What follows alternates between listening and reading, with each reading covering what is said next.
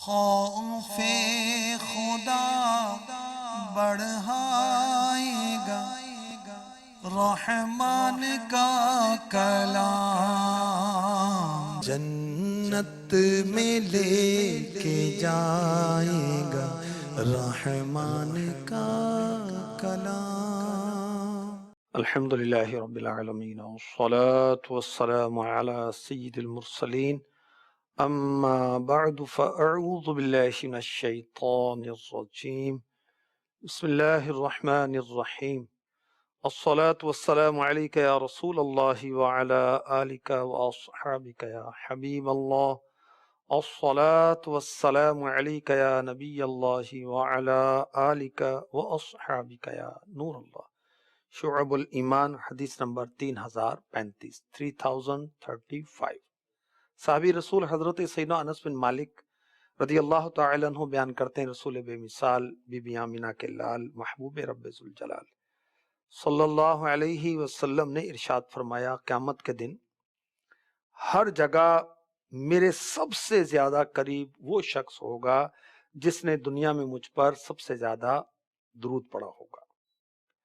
مزید فرمایا، جس نے مجھ پر یوم جمعہ فرائیڈے اور شب جمعہ تھرسڈے اور فرائیڈے کی درمیانی رات 100 ٹائمز 100 مرتبہ درود پاک پڑھا، اللہ پاک اس کی 100 حاجتیں 100 اس کی ریکوائرمنٹس پوری کرے گا، 70 آخرت کی 30 دنیا کی۔ اور اس درود پاک پر ایک فرشتے کو مقرر فرما دے گا، وہ فرشتہ اس درود پاک کو میری قبر میں ایسے لائے گا جیسے تمہارے پاس تحائف لائے جاتے ہیں، گفٹ لائے جاتے ہیں، اور وہ فرشتہ اس درود پاک پڑھنے والے کا نام، اس کا نسب، اس کے قبیلے تک کا بیان کرے گا، تو میں اسے اپنے پاس ایک سفید یعنی وائٹ صحیفے میں، ایک سفید رجسٹر میں درج کر لوں گا۔ اور ایک روایت میں یہ بھی ہے کہ میرا علم میری موت کے بعد ایسے ہی ہے جیسے دنیا میں تھا۔ سبحان اللہ۔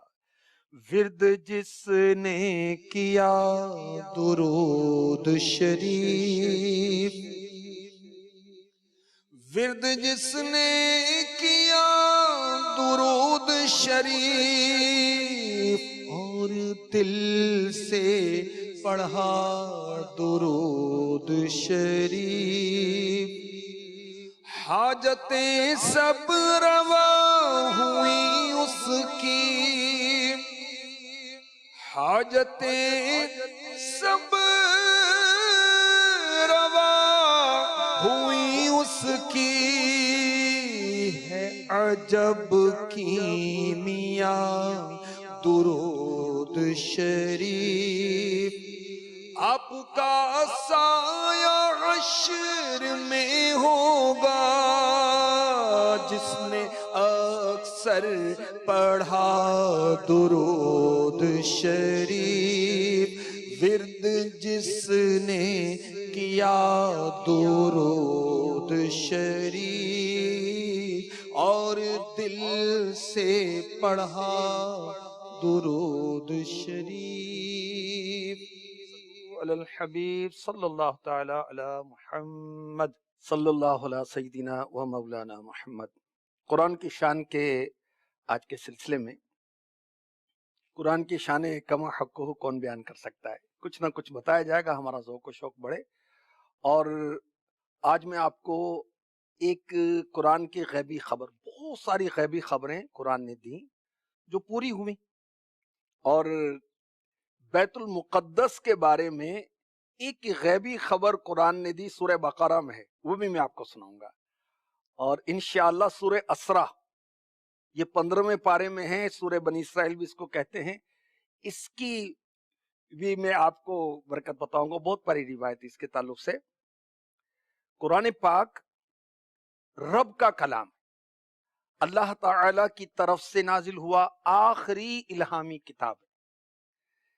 جبریل امی علیہ السلام رسول پاک صلی اللہ علیہ وسلم کی خدمت میں لے کر آتے تھے، اور میرے آقا صلی اللہ علیہ وسلم کا عظیم معجزہ ہے کہ آپ نے سن کر قرآن یاد کر لیا اللہ کی عطا سے، اور رہتی دنیا تک قرآن رہے گا، کوئی اس کے اندر تبدیلی نہیں کر سکتا، کیونکہ اس کی حفاظت کا ذمہ خود پروردگار نے اپنے ذمے رکھا ہے، تو کسی کی مجال نہیں ہے جو قرآن میں کچھ رد و بدل کر سکے۔ سبحان اللہ۔ تو قرآن یہ رب کی طرف سے نصیحت ہے، قرآن ہماری دلوں کی صحت ہے، قرآن ہمارے لیے ہدایت ہے، قرآن رحمت ہے ایمان والوں کے لیے۔ چنانچہ ارشاد ہوتا ہے، یا ایھا الناس قد جاءتکم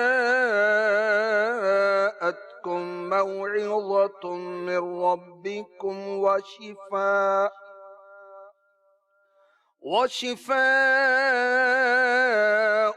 لما في الصدور وهدى ورحمة للمؤمنين۔ ترجمہ کنز الایمان ہے، اے لوگو تمہارے پاس تمہارے رب کی طرف سے نصیحت آئی اور دلوں کی صحت اور ہدایت اور رحمت ایمان والوں کے لیے۔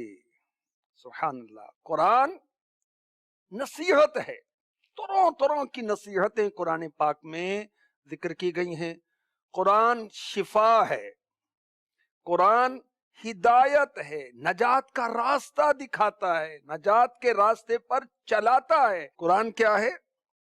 موعظہ، نیکی کی نصیحت، جس سے دل میں نرمی پیدا ہوتی ہے، نیک اعمال کی رغبت دلاتا ہے قرآن۔ جگہ جگہ نماز کی رغبت ہے قرآن پاک میں، زکوٰۃ ادا کرنے کی رغبت ہے، جگہ جگہ اچھے اخلاق اپنانے کی رغبت ہے، جنت کی رغبت ہے، رب کی رضا کی طرف قرآن بلاتا ہے، اچھے اعمال کی طرف قرآن بلاتا ہے، قرآن بھلائیوں اور اچھائیوں کی طرف بلاتا ہے، برے اعمال کے نقصان قرآن میں بتائے گئے ہیں، برے اعمال کے انجام سے قرآن ڈراتا ہے۔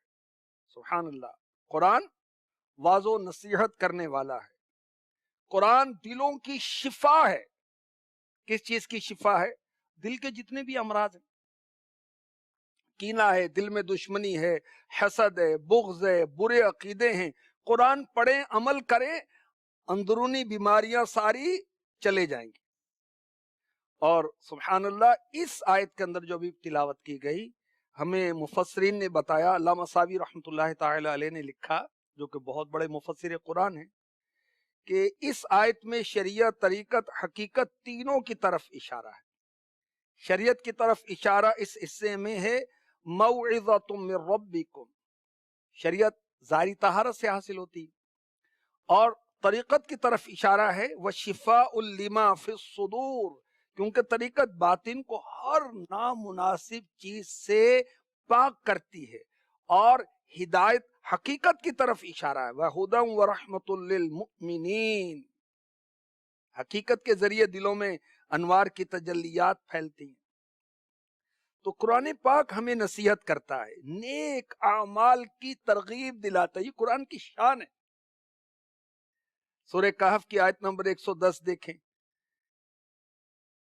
اس میں کہا جا رہا ہے کہ جس کو رب سے ملنے کی امید ہے اسے چاہیے نیک کام کرے، رب کی بندگی میں کسی کو شریک نہ کرے۔ دیکھیں، قرآن نیک اعمال کی ترغیب دلا رہا ہے، قرآن ترغیب دلا رہا ہے کہ رب کی بخشش کی طرف بڑھو، رب کی جنت کی طرف بڑھو۔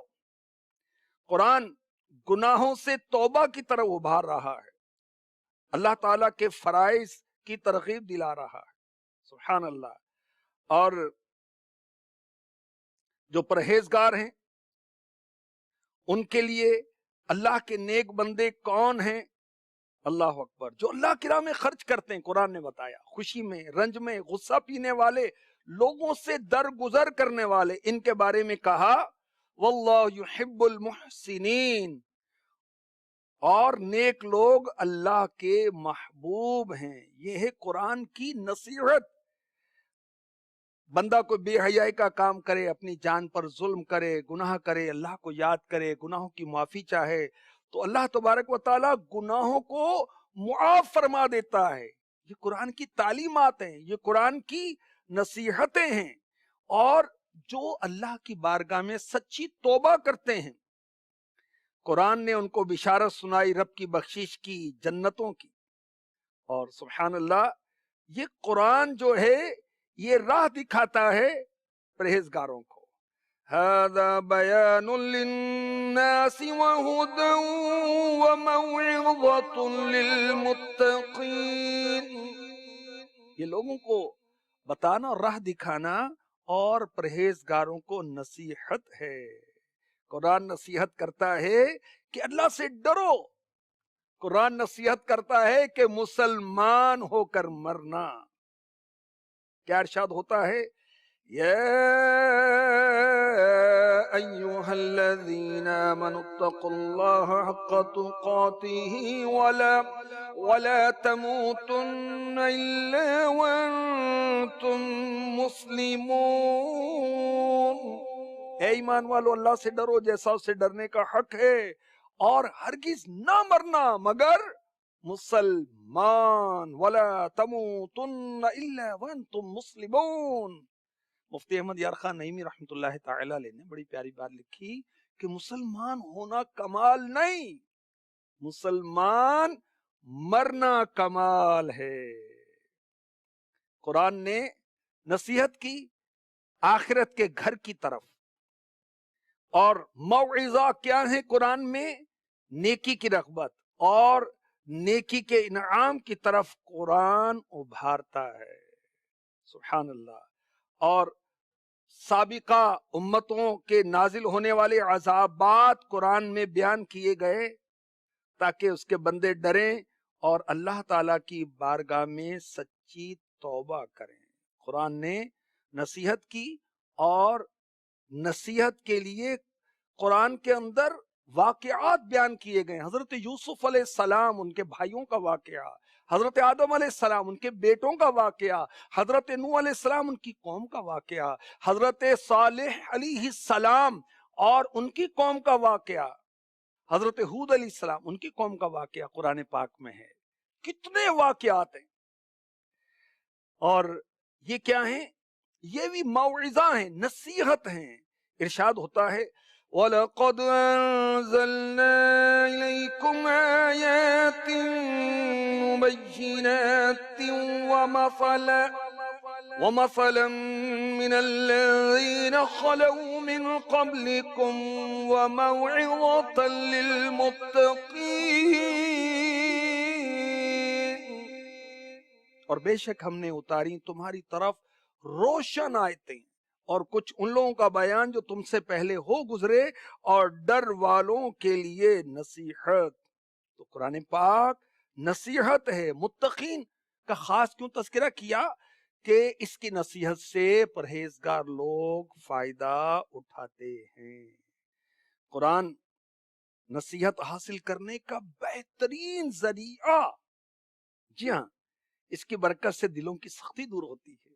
جب بارگاہ رسالت میں میرے آقا علیہ الصلوۃ والسلام نے خود ارشاد فرمایا، یہ دل ایسے زنگ آلود ہوتے رہتے ہیں جیسے لوہا پانی لگنے سے زنگ آلود ہو جاتا ہے۔ عرض کی گئی یا رسول اللہ صلی اللہ تعالی علیہ وسلم، ان دلوں کی صفائی کیا ہے؟ ارشاد فرمایا، موت کی یاد اور تلاوت قرآن۔ تو تلاوت قرآن سے دلوں کا زنگ دور ہوتا ہے، کیونکہ قرآن کی یہ شان ہے کہ قرآن نصیحت ہے، اور قرآن میرے رب کا کلام ہے۔ قرب خدا دلائے گا رحمان کا کلام، خوف خدا بڑھائے گا رحمان کا کلام، زنگ ہوگا دور دل کا بہت پائے گا سرور، پر نور بھی بنائے گا رحمان کا کلام، جنت میں لے کے جائے گا رحمان کا کلام، بے شک شفا دلائے گا رحمان کا کلام، دوزخ سے یہ بچائے گا رحمان کا کلام۔ صلی اللہ تعالی علی محمد۔ اس سلسلے کا دوسرا سیگمنٹ قرآن کی غیبی خبریں۔ قرآن نے جو غیبی خبریں دیں بہت ساری ہیں، اور جو بھی غیبی خبریں دیں پہلے سے ہی ان ایڈوانس بتا دیا کہ یہ ہوگا، وہ ہو کر رہا، کیوں نہ ہو کر رہے، کہ یہ کتاب اللہ ہے، منزل من اللہ ہے، اللہ کی طرف سے یہ کتاب نازل ہوئی ہے۔ چنانچہ سورہ بقرہ کی آیت نمبر 114 میں ارشاد ہوتا ہے یہ غیب کی خبریں، اور اس سے بڑھ کر ظالم کون ہوگا جو اللہ کی مسجدوں کو اس بات سے روکے کہ اس میں اللہ کا نام لیا جائے اور ان کو ویران کرنے کی کوشش کرے۔ انہیں مسجدوں میں داخل ہونا مناسب نہ تھا مگر ڈرتے ہوئے، ان کے لیے دنیا میں رسوائی ہے، ان کے لیے آخرت میں بڑا عذاب ہے۔ بیت المقدس کی بے حرمتی کرنے والوں کے بارے میں یہ قرآن نے پیشگی خبر دی، غیب کی خبر دی، کہ روم کے عیسائیوں نے یہودیوں پر حملہ کیا اور یہودیوں کے جو جنگجو تھے ان کو قتل کر دیا، یہودیوں کے بیوی بچے قید کیے، توریت کو استغفر اللہ جلا دیا، بیت المقدس کو ویران کر دیا، بیت المقدس میں نجاستیں ڈالیں، خنزیر ذبح کیے، اور بیت المقدس جو تھا خلافت فاروقی تک ویران رہا۔ قرآن نے پہلے سے بتا دیا۔ اچھا، حضرت فاروق اعظم رضی اللہ تعالی عنہ کے عہد مبارک میں مسلمانوں نے پھر بیت المقدس کو فتح کیا اور پھر اس کو بنایا، ٹھیک ہے۔